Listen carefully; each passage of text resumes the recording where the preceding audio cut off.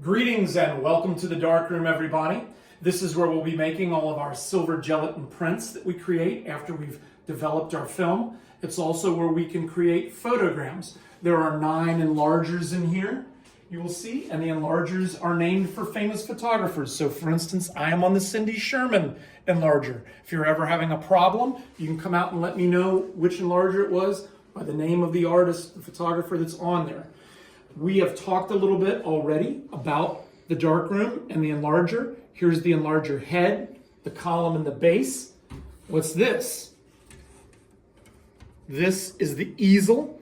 The easel holds the photo paper flat. It also creates a border around it, as you can see in this photogram. That's what's making this white border, is some of it was hidden underneath the frame of the easel.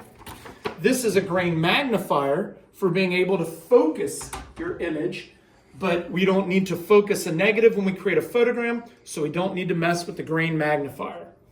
So we'll set that to the side. Okay, you do need to use the height crank. That's way back here. The height crank raises this up or down. But to be able to raise it up or down, you need to unlock this little lock that's on the side. When it gets tight, it's locked. When it's loose, it's loose. It doesn't get turned a bunch of times. If you turn it a bunch of times, you will take the handle right off of it, which is what's happened on this one. This one still gets, you can still tighten and loosen it, but it's kind of annoying that it doesn't have a little handle on it anymore. It's fallen apart from people being goofy. All right, there is a clock on here. This clock you can set to off and focus in the beginning, but when I turn it on, it shines a light down from here that lets the light come down and expose the photo paper. I don't normally take the lens out, but there is a lens in here, like you have a lens on your camera. The aperture ring on your camera controls the intensity of the light that comes into the camera to expose the film. On the enlargers, the lens controls the intensity of the light coming out of the lens. And you can see little f-stop numbers. If it's on 3.5, and that little white dot is letting you know that. If you have it on 3.5, that is the brightest setting. If you have it on 16, that is the dimmest setting. It doesn't really matter on a photogram, but we could probably set it on 4. That's an optional thing. We can talk about that. Okay, again, this doesn't normally come out. It goes in there. When you are using the focusing knob, it moves the bellows. If you don't have a negative in here, the only thing you're focusing is the rectangle of light that's shooting down onto here. Once you have laid your objects on the photo paper that you wanted to create your photogram with, hopefully much more interesting ones than this.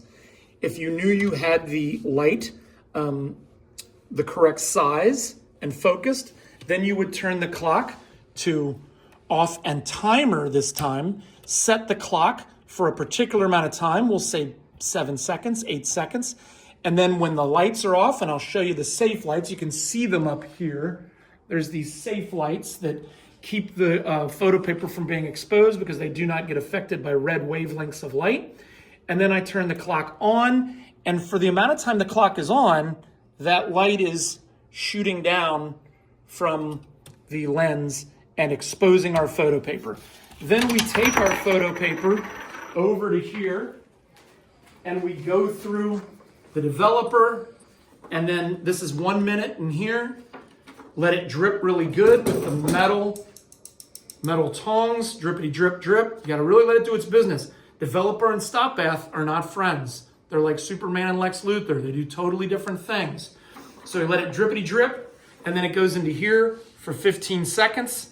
Rock it back and forth. I have a different tong for that, probably yellow or red tongs. Let it drip. And then over here into the fixer, where you also rock it back and forth. And after it's been in there for 2 minutes, we put it on a white tray and we take it out to the water to soak for 4 minutes. Right when you walk into the room, you will see room lights and safe lights. This even glows when you turn the lights off.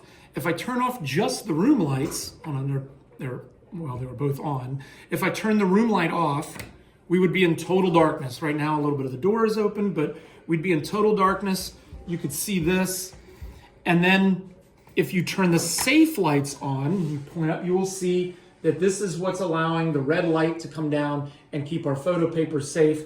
Please don't ever turn the room lights on before you know everyone's photo paper is away and safe.